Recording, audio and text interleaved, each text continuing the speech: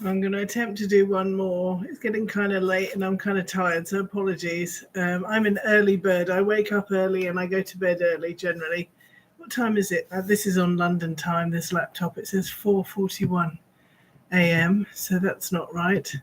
Let's just check. Time in New Orleans, oh, it's 10:41 in the evening. So yeah, I would normally like to be asleep by now, so I'll just see how I get on.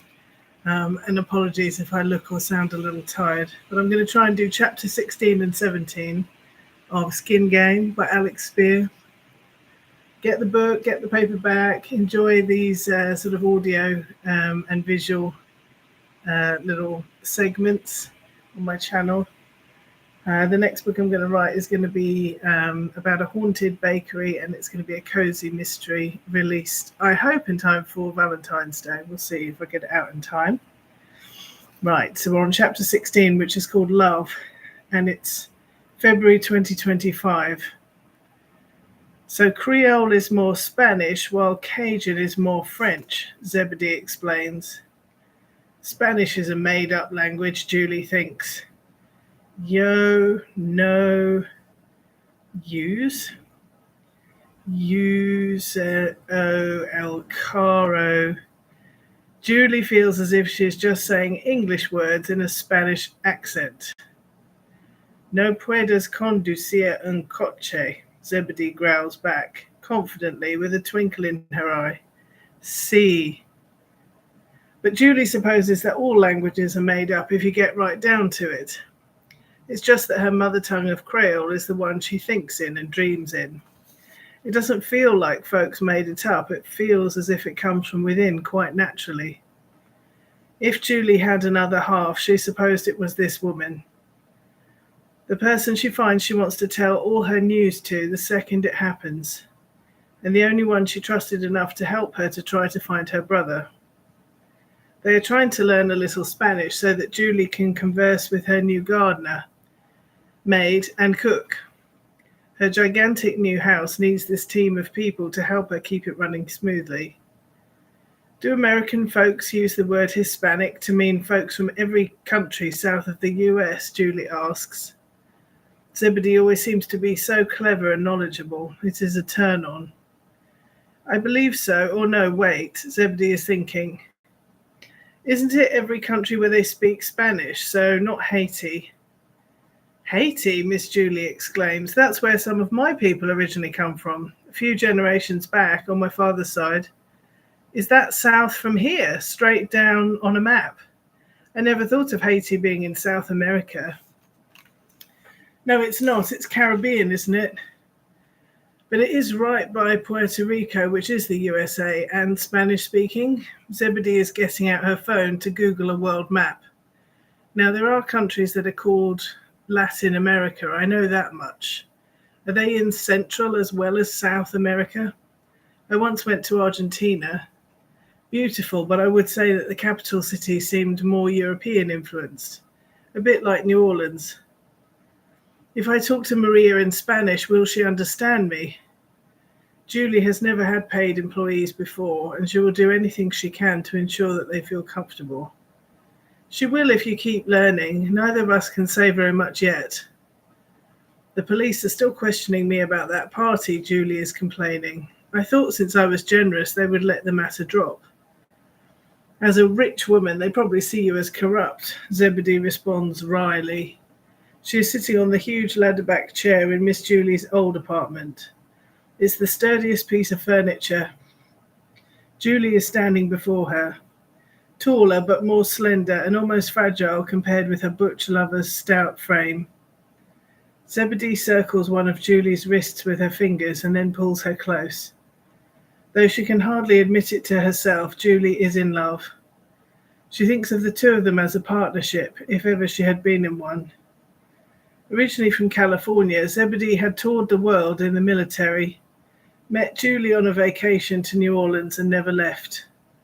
The stout masked lesbian is instantly recognizable from the series of leather cowboy hats she always wears. Well, the chief of police is playing ball, Julie mutters, smiling down at Zebedee's broad face. The trademark hat has been removed out of Southern manners. Oh, how calm Julie felt around this woman, how balanced and steady. It's this young hotshot detective, Charles. He just won't let things lie. But he didn't think to ask you why you didn't invite the love of your life to your party at the Pont d'Avignon, Zebedee points out. He can't be that smart if he didn't notice that. Julie feels very stung by this criticism. I don't want folks to talk, she stumbles. Everyone knows I'm a lesbian, baby. But they don't know that I am, Julie squawks. And I don't want anyone to know. It's none of their business. Zebedee reaches for the hat she is wearing today. It is a white Calgary hat with the red band. Julie puts a hand on her arm, dismayed. It could only mean one thing when Zebedee is putting her hat back on. It means she is preparing to leave. Please be patient with me, Z. I'm not so brave as you. Zebedee winces as she stands up from the chair. Her back is stiff these days. I understand your need to be cautious, baby, but things aren't as bad as they used to be. And I hate to be a girl's secret. You're not ashamed of me, are you? Of course not. How could you think that? Julie is standing in front of Zebedee now, imploring. Being so noticeably gay, Zebedee would get curious straight girls hanging around her at the bar, telling her how they nearly had an experience with a woman at college. They would usually refer to their reminiscences while running their fingers through their long hair. Zebedee would get drunk and tell them that if they went to bed, she would not be doing any hair stroking. Hair pulling, maybe. I don't want to be no gateway lesbian, Zebedee would growl. It's hella complicated. All of us, gay or straight, we get conditioned to think that if a woman can snag a man, then she has made it. Gives her status, you know. And if a girl is with another girl, sometimes all her friends and family believe she's just marking time until a man comes along. An upgrade, you know what I mean? The first time Miss Julie and Zebedee had made love, Julie had taken the white hat off of her lover and worn it herself. Why do they call you Zebedee? Remember from the Bible story had come the cheeky reply back. He was God's gift. It also means well endowed. At this moment, Julie did not know what she would do if this woman walked out of her life. Stay with me a little longer, Z, I'm begging you. Zebedee gives a grunt. Well, what if I do stay? What would we do? Whatever you want. Zebedee thinks about this. Perhaps we should do a little amateur sleuthing. You tell me that you were not the one who murdered this guy who was posing as your brother, and I believe you, so that means that someone else did. And if it was someone who lives in New Orleans, I want them caught. Makes me feel quite nauseated to think we have a poisoner on the loose. Well, me too, Julie is saying in despair, and I hate the thought that folks might always wonder whether I did it. But how can we investigate if even the cops are drawing a blank? I think you have a real advantage over this detective, Zebedee is saying. Charles, is that his name? He may be a local boy, but he is young. From what I understand, he is not giving respect to the elders, and that will cause him to trip over. You think? Absolutely. Whereas somebody like you, my fine lady, well, half this town owes you a favour. You birthed their child or acted as a doula when their relative died, or you saved their marriage or did something incredible with your healing. There are neighbours of ours who would have lost a limb without you. No money for doctors, all they have is faith in you. I do believe that if a murderer is being sheltered by others, their accomplices might just confess it to you, even though they would never tell the police. Julie looks troubled. Well, you might be right. The first thing I want to do is find Roosevelt, my actual brother. My wonderful big brother, who I thought I was going to see and spend time with. I mean, where is he? He could be dead, and I just can't bear this roller coaster of emotions. One minute I'm mourning him, the next minute I'm daring to believe he might still be out there somewhere. And you say you tried calling him. Of course, I phone his number every day, no answer. So what do we know about his whereabouts? I have his old address in Hollywood Hills. That's where he lived until recently with his wife and kids. But when I spoke to her, she said they'd been going through something of a rough patch in their marriage, and he had moved out 2 months ago. She did not have any clue where he was living, but she thought it might be closer to the beach, maybe San Diego. Can we stalk him online, social media? I did try a little. You're better at that stuff than me, you look. Just as well that men don't change their name when they get married. He was still Roosevelt Air Bay. Zebedee looked through everything she could think of. She found something on one of his kids' LinkedIn pages. A photo of a house where the grown-up son was visiting his father. A blurry photo, but Zebedee could use it to get the location. Not everyone knows that when you share a photo online, the place and time you took it is visible to everyone else. Promise me you will only ever use a screenshot for sharing, baby. So they had a possible new address for him. It was a long shot, but Julie felt she had to go there. Travel to California and look for her missing brother. She would not really believe he was gone until she had seen evidence with her own eyes. Will you drive me there, please, Z? Yes, ma'am. And how are you doing generally? Are you coping okay? All this uncertainty about your brother and coming into a fortune, that must be a weird feeling. It's ours, really. I mean, I want you to benefit from it too, Z. Nah, I have everything I need. Everything is free in New Orleans as long as you help folks. Julie has bought some new little cardboard books for the nieces and nephews she feels blessed to have, and now she has the means to visit them more often and to help out their families. She cuts out pieces of brightly coloured gift wrap so she can get presents ready for everyone when they come to visit her for Mardi Gras. Folks tell Miss Julie that she is a psychic, and she never knows whether that is true or not. She just is the way she is, but she tends to be able to see other people's true intentions, and she sees spirits wherever she looks. Using the gift wrapping as a meditation, she reflects. Where is her brother? Roosevelt, are you there? In her heart of hearts, she knows already that he is dead. He is not in the land of the living. She does not know how she can tune into these pieces of otherworldly information. And perhaps she is wrong and she is just fearing the worst. But she feels sure that when this imposter had arrived at her party, her real brother had already been dead for some time. Julie adds a ribbon bow to the parcel and writes a gift tag. This little book will be for her youngest nephew. So many children's books and movies are about processing loss. The elephant has a balloon but then loses it. Grief is such a betrayal, and there is no way to explain it to kids. That person you loved, who loved you, they died and they are not coming back. Even the promise of heaven and everlasting life cannot console them. I did not want my brother to die. I want to see him now. He was a good thing in my life. He made me happy. It isn't fair that the elephant lost her balloon and cannot get another. And chapter 17 is called Misha, and this is dated February 2025. Misha is acting very strangely around the city and people are talking. She has always been known for her spendthrift nature. As soon as she comes into any tiny little bit of money, she spends it immediately. So where has this ready cash come from? She is giggly and immature with this good fortune, and she will not say who gave her the extra money.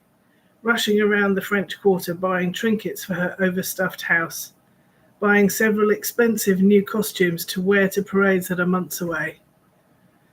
No one knows her well enough to speak to her about it. Well, actually, that isn't true. Everyone knows her well enough, but no one really cares enough about her to ask and check that the foolish woman is okay.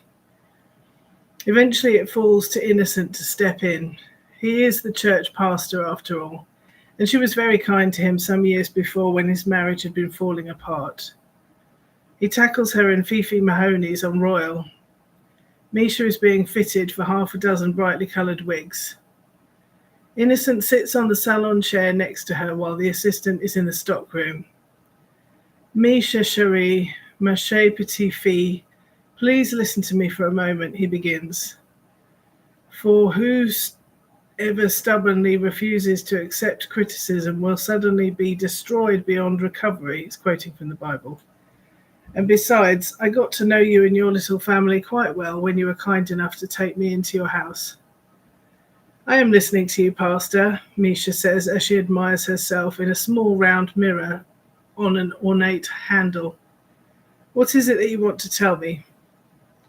I'm concerned that you seem to be spending your money in a rather hasty and reckless manner, he breathes, discreetly whispering as quietly as he can.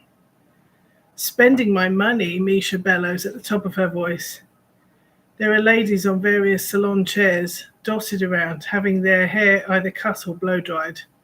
Quite a few turn to stare at the commotion. That's what you wanted to speak to me about? It's my money. Why would you interfere like this? A few of us around New Orleans are worried about you, he continues, flushing with embarrassment at the way she is drawing attention to them. You've always said how hard you find it to make ends meet. How is it possible that you've suddenly experienced this change? Are you working? Misha giggles like a child with a secret. Innocent despairs. He feels uneasy about her. She is just the sort of person who could be taken advantage of. And yet she can have such an inflated sense of self-importance that really she does make you hate her. Innocent says a prayer inwardly. Help me to see her as your lost lamb and not as an idiot who needs a slap. Dear Misha, I do think that you might feel better if you unburdened yourself and told me the whole story. Now, have you got yourself a job? And if so, who are you working for and what are they getting you to do? Or perhaps a new gentleman friend? Let's just say that I was in the right place at the right time, she smirks. I saw an opportunity and took it. And someone else was, shall we say, very happy to pay me once I explained the situation. He has no clue what she means.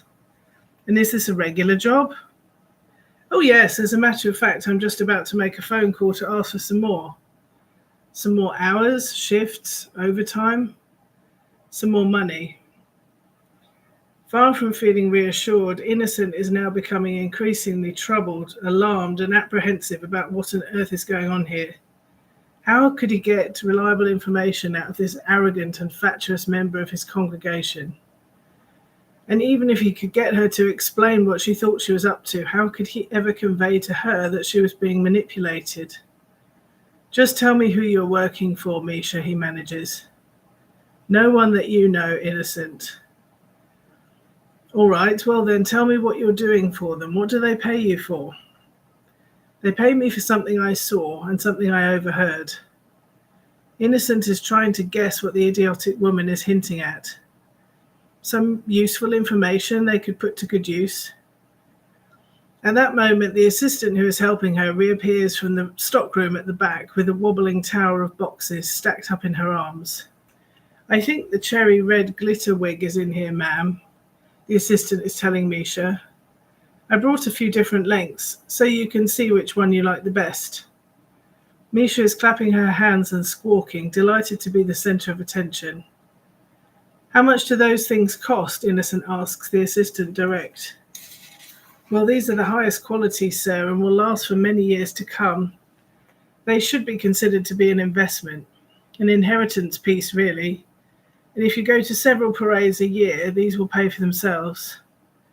You're an old stick in the mud, Misha is chiding him. Everybody knows you can squeeze a nickel till the buffalo poops. The assistant is trying not to laugh, but it is true. He really does have that reputation around town.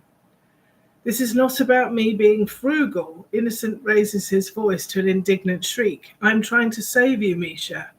I'm quite sure that you've gotten yourself involved in something risky, something that you do not understand. You think I'm simple, that I'm soft in the head? I'm not saying that. Innocent has to stand aside while Misha tries on the wigs. She stands in front of the full-length mirror and twirls around. There are also rails of glittery costumes filling the place. Misha is not yet done shopping, it seems. She grabs a rainbow-coloured shawl constructed entirely of sequins and drapes it around her shoulders to pose. Ooh, I could get this too. It goes so well with my new wigs. Oh, it does. The assistant is crooning, calculating her commission. Shall I wrap all of these up for you, ma'am? Is your husband paying? Husband? Both Innocent and Misha say in the most dramatic of tones. Misha recovers herself while Innocent is looking nauseated at the suggestion. No, ma'am, I will be paying for my own purchases, Misha purrs, waving a wad of notes. And this gentleman here, who most certainly is not my husband, well, he has to be going now anyhow. That's the end of chapter 17. I guess we must be about halfway through the book. Let's see, we're on page 130. Oh yeah, we're more than, if I can't do maths. So we're going to end up on page 237 is the final page. So I think that's over half. Somebody let me know whether it is or not. It sounds about right. Anyway, I'm a bit tired now, so I think I'll probably do the rest or a bit more in the morning. But let me know what you think. Of course, we know what happens to poor Misha because I had that right at the very beginning. I used a structure that if anyone used to love watching Columbo, I did. They would quite often have a flash to sort of the action, the excitement, almost like the middle or the end even of the plot, right at the very beginning, and then they would sort of start from the beginning and work out how we got there.